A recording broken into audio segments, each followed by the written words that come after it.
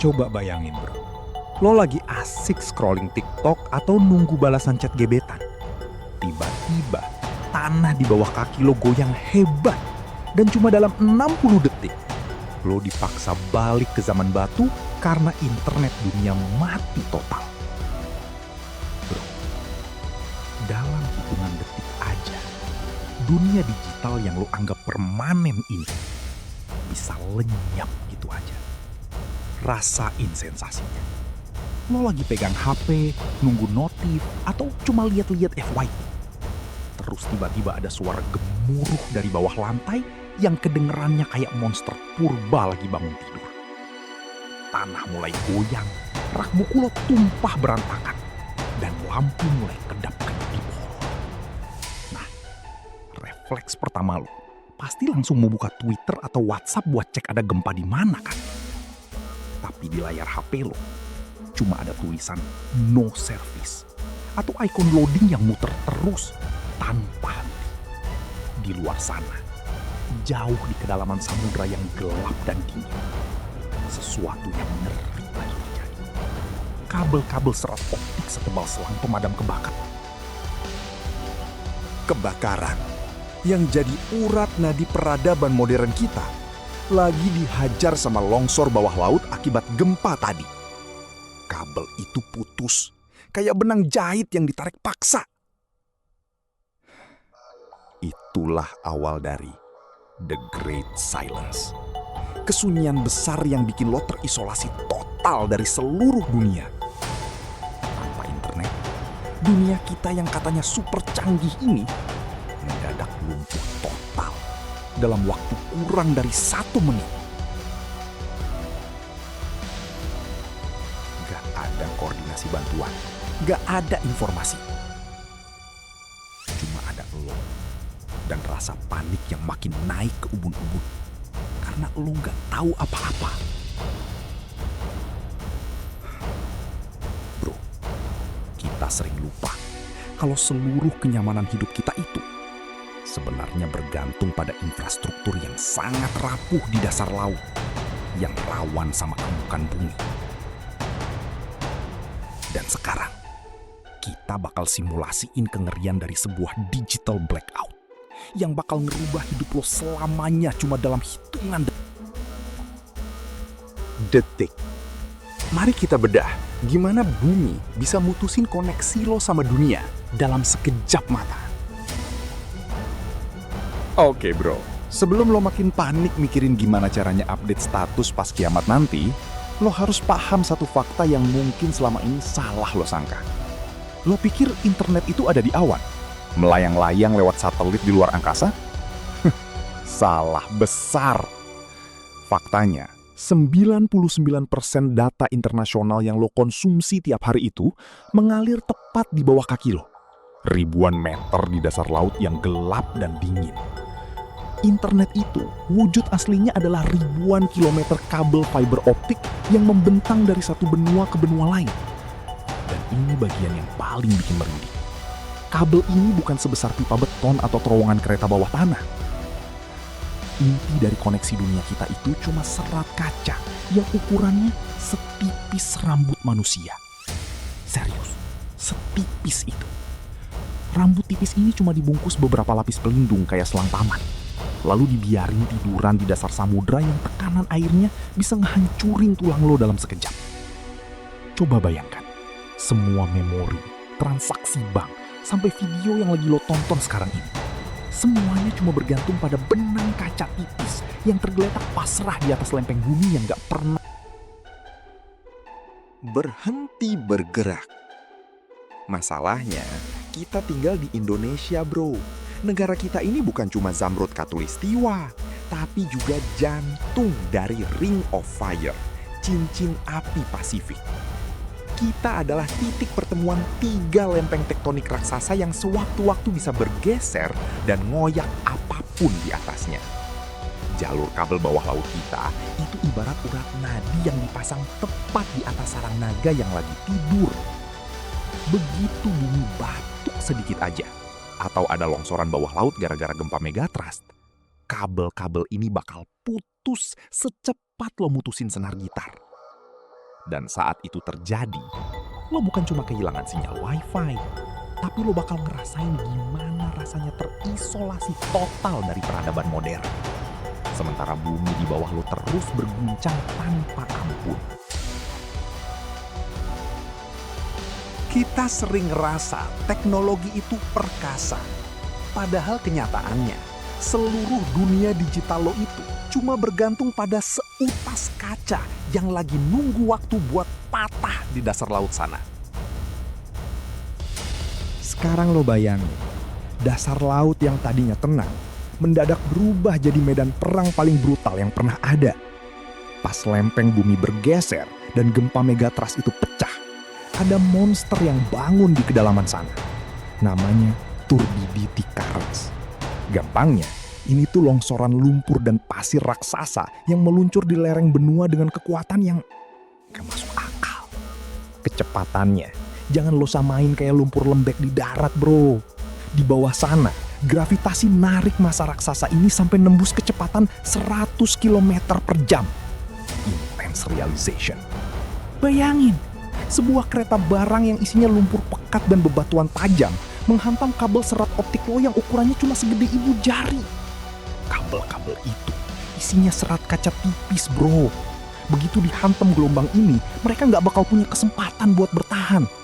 Kabel itu putus dalam sekejap, persis kayak lo mutusin benang jahit pakai gunting rumput.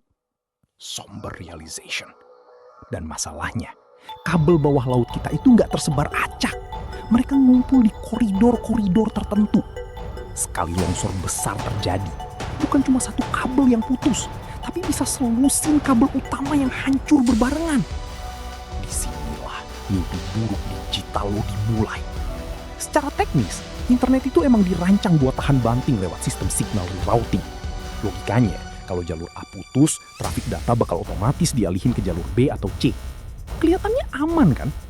Tapi itu cuma berlaku kalau yang putus cuma 1 atau 2 titik.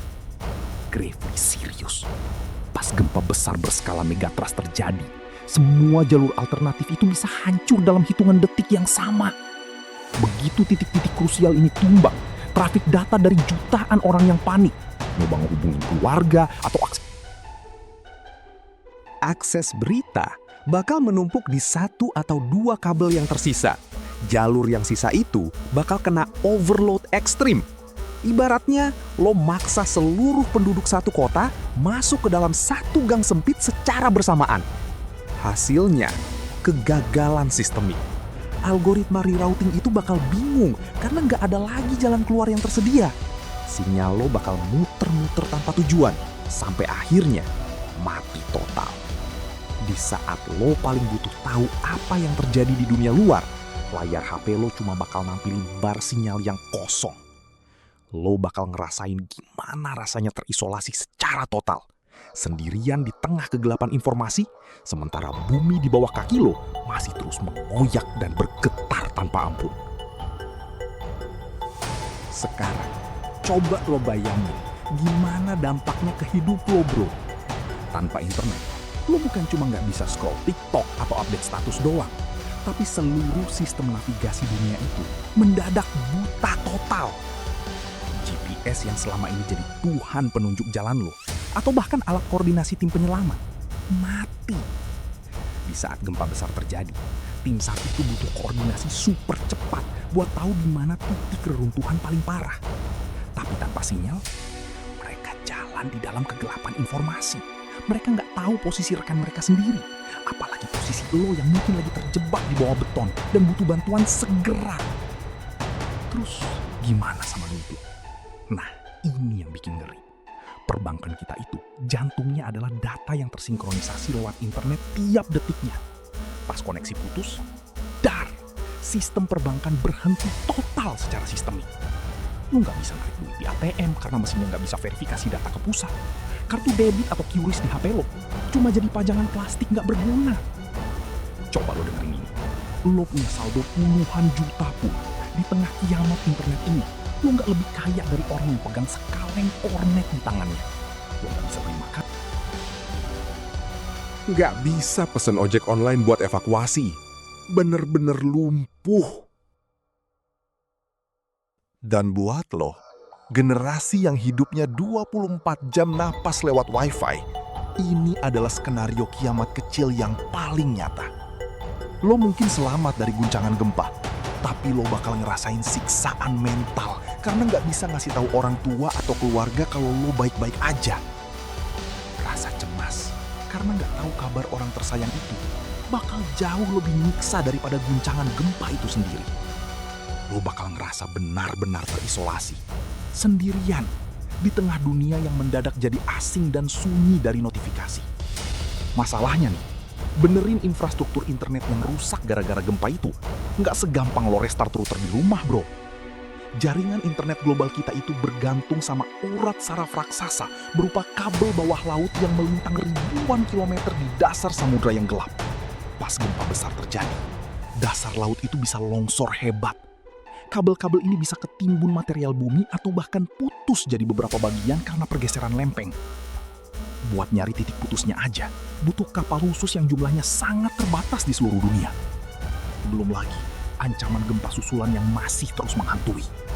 Bayangin, kapal perbaikan ini harus bekerja di tengah laut yang kondisinya nggak menentu. Sementara di bawah sana, bumi masih terus bergejolak.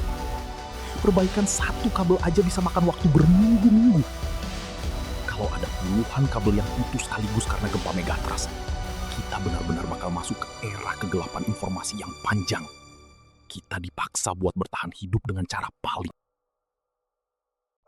paling primitif. Di saat teknologi yang selama ini kita agung-agungkan cuma jadi rongsokan plastik dan logam tanpa nyawa. Pada akhirnya, lo harus sadar satu hal pahit ini, bro. Seluruh gaya hidup digital kita, mulai dari simpan foto di cloud sampai transaksi perbankan yang serba cashless itu, ternyata cuma dibangun di atas tumpukan kabel tipis yang melintasi dasar samudra yang gak stabil.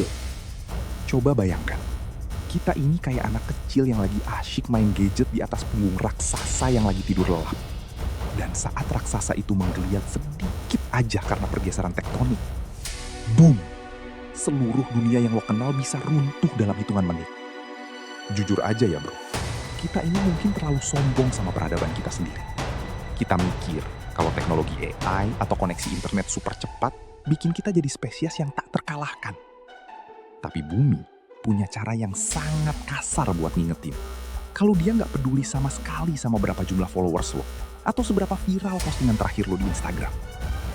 Di depan hukum fisika dan gerakan lempeng bumi yang beratnya triliunan ton, server-server canggih itu nggak ada bedanya sama istana pasir yang siap disapu ombak. Jadi, pelajaran apa yang bisa lo ambil sebelum kiamat digital ini beneran kejadian? Nah, dengerin baik-baik. Pertama, stop bergantung 100% Sama koneksi online. Mulai sekarang, coba deh buat punya arsip data offline untuk dokumen-dokumen paling krusial dalam hidup lo. Hard drive eksternal mungkin kedengeran kuno banget ya di zaman sekarang, tapi benda itu bakal jadi satu-satunya harta karun informasi lo saat internet dunia mati total. Dan satu hal lagi yang paling penting, masukin satu radio analog kecil ke dalam tas siaga bencana lo. Kenapa? Karena saat satelit gagal sinkron dan kabel fiber optik di bawah sana putus berkeping-keping, gelombang radio bakal jadi satu-satunya jembatan informasi yang tersisa buat lo bertahan hidup. Bumi bakal terus berputar, lempeng-lempeng bumi bakal terus bergerak mencari posisi barunya. Dan bencana besar itu bukan soal jika, tapi soal kapan. Jangan cuma jadi manusia yang pasrah sama keadaan, bro. Stay prepared, stay smart. Gua harap lo nggak perlu ngerasain gimana rasanya terputus total dari dunia luar. Tapi kalau hari itu tiba, seenggaknya lo udah selangkah lebih siap dibanding yang lain. Sampai ketemu di video berikutnya.